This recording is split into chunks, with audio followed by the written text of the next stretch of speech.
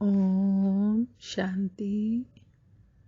ओम शांति। ओम शांति।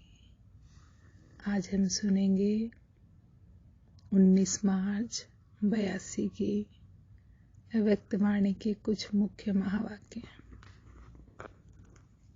का शीर्षक है कर्म आत्मा का दर्शन कराने का दर्पण।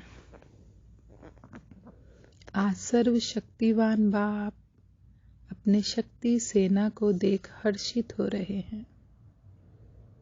हर एक मास्टर सर्वशक्तिवान आत्माओं ने सर्व शक्तियों को कहाँ तक अपने में धारण किया है।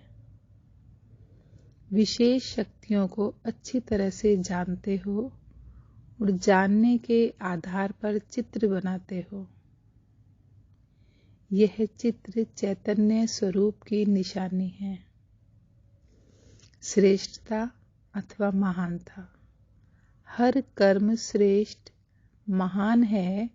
इससे सिद्ध है कि शक्तियों को चरित्र अर्थात कर्म में लाया है। निर्बल आत्मा है व शक्तिशाली आत्मा है, सर्वशक्ति संपन्न है व शक्ति स्वरूप संपन्न है। यह सब पहचान कर्म से ही होती है। क्या कह रहे बाबा? हम शक्तिशाली हैं, महान हैं या नहीं हैं, इन सब की पहचान किससे होती है? हमारे कर्मों से होती है। क्योंकि कर्म द्वारा ही व्यक्ति और परिस्थिति के संबंध व संपर्क में आते हैं। इसलिए नाम ही है कर्म क्षेत्र, कर्म संबंध, कर्म इंद्रियां, कर्म भोग, कर्म योग। तो इस साकार वतन की विशेषता ही कर्म है। तो हमारी पहचान किससे होती है? हमारे कर्मों से। जैसे निराकार वतन की विशेषता कर्मों से अतीत अर्थात न्यारे हैं, ऐसे साकार वतन अर्थात कर्म। कर्म श्रेष्ठ है तो श्रेष्ठ प्रारब्ध है। कर्म भ्रष्ट होने के कारण दुख की प्रारब्ध है, लेकिन दोनों का आधार कर्म है। कर्म आत्मा का दर्शन कराने का दर्पण है। कर्म रूपी दर्पण द्वारा अपने शक्ति स्वरूप को जान सकते हो। अगर कर्म द्वारा कोई भी शक्ति का प्रत्यक्ष रूप दिखाई नहीं देता तो कितना भी कहो या कितना भी कोई कहे कि मैं मास्टर सर्वशक्तिवान हूं, लेकिन कर्म क्षेत्र पर रहते कर्म में नहीं दिखाया तो कोई मानेगा? जैसे कोई बहुत होशियार योद्धा हो, युद्ध में बहुत होशियार हो, लेकिन युद्ध के मैदान में दुश्मन के आगे युद्ध नहीं कर पाए और हार खा ले, तो कोई मानेगा यह होशियार योद्धा है? ऐसे अगर अपनी बुद्धि में समझते रहें कि मैं शक्ति स्वरूप हूं, लेकिन परिस्थितियों के समय, संपर्क में आने के समय जिस शक्ति की आवश्यकता है उस शक्ति को कर्म में नहीं लाते तो कोई मानेगा कि यह शक्ति स्वरूप है? देखो कितनी अच्छी तरह बाबा समझा रहे हैं। हमारे संकल्प करने से, मानने से अगर हम उसको कर्म में ही नहीं लाए समय पर, तो फिर शक्ति स्वरूप है या नहीं है ये तो हमारे कर्म से ही पता चलता है। तो कोई भी ये नहीं मानेगा कि ये शक्ति स्वरूप है। सिर्फ बुद्धि तक जानना वह हो गया घर बैठे अपने को होशियार समझना। क्या कह रहे बाबा? अपने को मानते नहीं, मैं तो सर्वशक्तिवान हूं, मैं तो सर्वशक्तिवान हूं, लेकिन समय पर वो शक्ति हम इस्तेमाल ही ना करें, काम ही ना आए, तो ये तो क्या हो गया? ऐसे हो गया जैसे कोई अपने घर बैठे बैठे ही मानता रहे कि मैं तो बहुत होशियार हूं, लेकिन समय पर स्वरूप न दिखाया, समय पर शक्ति को कार्य में नहीं लगाया, समय बीत जाने के बाद सोचा तो शक्ति स्वरूप कहा जाएगा।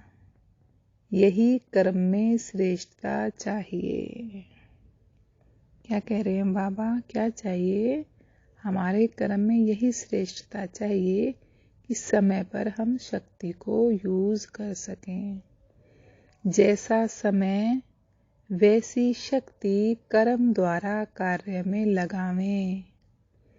तो अपने आप को सारे दिन की कर्म लीला द्वारा चेक करो कि हम मास्टर सर्वशक्तिवान कहाँ तक बने हैं। विशेष कौन सी शक्ति समय पर विजयी बनाती है और विशेष कौन सी शक्ति की कमजोरी बार बार हार खिलाती है। कई बच्चे अपनी कमजोर शक्ति को जानते भी हैं। कभी कोई धारणा युक्त संगठन होता या अपने स्व पुरुषार्थियों का वायुमंडल होता तो वर्णन भी करेंगे, लेकिन साधारण रीति में। मेजॉरिटी अपनी कमजोरियों को दूसरों से छिपाने की कोशिश करते हैं। तो बाबा क्या कहते? एक तो छिपाओ नहीं, दूसरा जानते हुए टाल नहीं दो, चला नहीं दो। चलाते हो तो चिल्लाते भी हो। तो आज बाप दादा शक्ति सेना की शक्ति को देख रहे थे। अभी प्राप्त की हुई शक्तियों को कर्म में लाओ, क्योंकि विश्व की सर्व आत्माओं के आगे कर्म ही आपकी पहचान कराएंगे। कर्म से वह सहज जान लेंगे। कर्म सबसे स्थूल चीज है, संकल्प सूक्ष्म शक्ति है। आजकल की आत्माएं स्थूल मोटे रूप को जल्दी जान सकती हैं। वैसे सूक्ष्म शक्ति स्थूल से बहुत श्रेष्ठ है, लेकिन लोगों के लिए सूक्ष्म शक्ति के वाइब्रेशन कैच करना अभी मुश्किल है।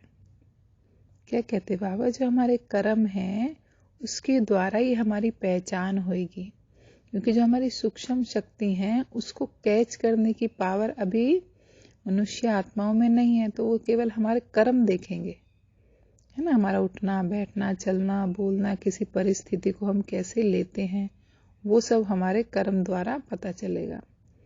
कर्म शक्ति द्वारा आपकी संकल्प शक्ति को भी जानते जाएंगे। मनसा सेवा कर्मणा से श्रेष्ठ है। वृत्ति द्वारा वृत्तियों को, वायुमंडल को परिवर्तन करना, यह सेवा भी अति श्रेष्ठ है, लेकिन इससे सहज कर्म है। उसकी परिभाषा तो पहले भी सुनाई है, लेकिन आज इस बात को स्पष्ट कर रहे हैं कि कर्म द्वारा शक्ति स्वरूप का दर्शन अथवा साक्षात्कार कराओ तो कर्म द्वारा संकल्प शक्ति तक पहुंचना सहज हो जाएगा। माना हमारे संकल्प को तो सब कैच नहीं कर पाएंगे, लेकिन हमारे में जो कर्म है वो तो सबको दिखाई देंगे। उस कर्म को देखने से ही वो हमारे संकल्प शक्ति तक भी पहुंच जाएंगे। नहीं तो कमजोर कर्म सूक्ष्म शक्ति बुद्धि को भी, संकल्प को भी नीचे ले आएंगे। जैसे धरनी की आकर्षण ऊपर की चीज को नीचे ले आती है, इसलिए चित्र को चरित्र में लाओ। अच्छा, ऐसे हर शक्ति को कर्म द्वारा प्रत्यक्ष दिखाने वाले, अपने शक्ति स्वरूप द्वारा सर्वशक्तिवान बाप को प्रत्यक्ष करने वाले, सदा परखने और परिवर्तन शक्ति स्वरूप, सदा चरित्र द्वारा विचित्र बाप का साक्षात्कार कराने वाले, ऐसे मास्टर सर्वशक्तिवान श्रेष्ठ कर्म करता शक्ति स्वरूप आत्माओं को बाप दादा का याद प्यार और नमस्ते।